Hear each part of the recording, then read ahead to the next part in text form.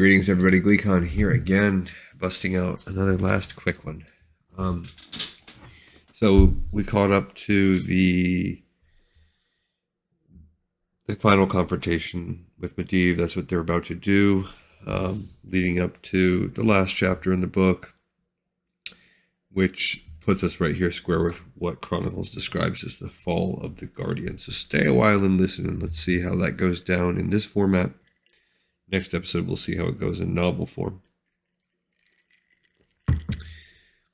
Scarcely had the troubling vision faded when Medivh learned of what Khadgar and Garona had discovered. The half-orc and the human narrowly escaped the Guardian's wrath. They fled to Stormwind City, hoping to warn King Lane and Lothar of Medivh's treason. We just did that. Khadgar insisted that Garona be allowed to enter the city, and she accompanied him when he met with the king. Gul'dan was watching through her eyes, and when he realized she was in the same room as Stormwind's ruler, he tried to compel her to murder Lane. Garona resisted the strange urge to commit violence, not realizing that it was coming from the warlock. Lane could not believe that Medivh was responsible for such treachery, but Lothar did. He trusted Khadgar. As hard as it was to admit, he knew now that Medivh was a great threat to Azeroth, even more so than the Horde.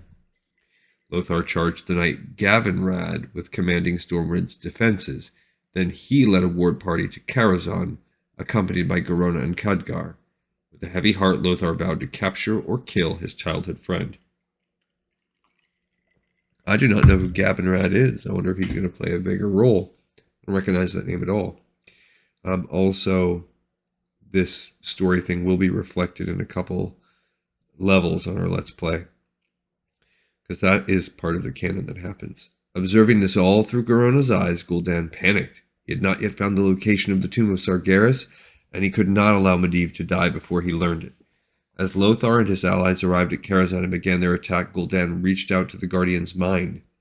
At first, Medivh's mental defenses were too strong to penetrate, yet as the battle commenced, he grew distracted. Gul'dan frantically rummaged through the Guardian's memories, searching for any useful information. I don't know that we're going to actually encounter that in the book, but maybe. Just as he had done during the fight with Aegwynn, Sargeras assumed control over the Guardian's thoughts and actions. He unleashed the full might of his powers on the intruders. The battle at Karazhan was a maelstrom of fire, steel, and magic. Garona's mind was assailed by the Guardian's spells. Sargeras tried to take control of Gul'dan's mental chains and use Garona against her allies, but it was only partially effective. Confusion rippled through the half-orc. She soon found it impossible to differentiate between friend and foe. Khadgar was nearly killed in the assault. Sargeras tried to rip his soul from his body, and when that failed, he drained part of his life force.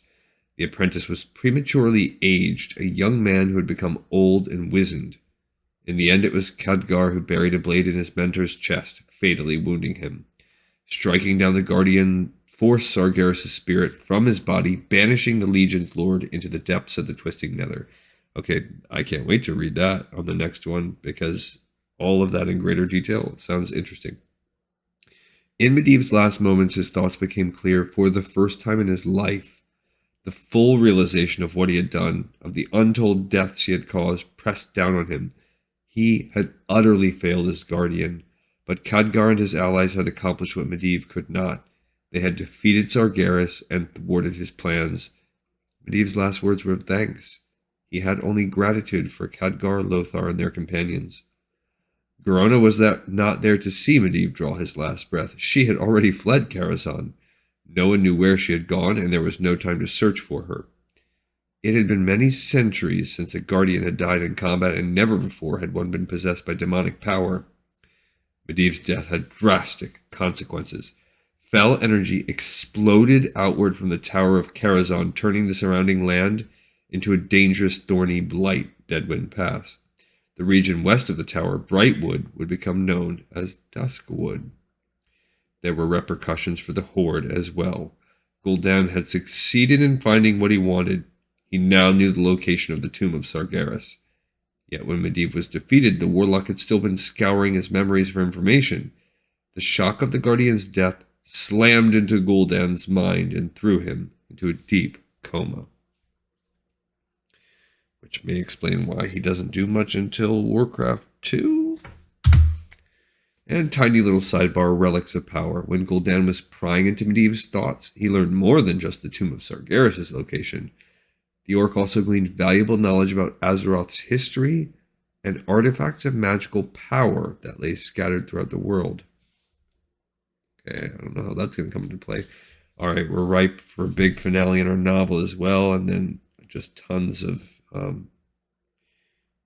pressing forward, because this takes us very near the end of the war. All right, another episode in the pipes, 5x5. I thank everybody so much for tuning in, for listening, and I'll see you in the next episode of Lore of Warcraft.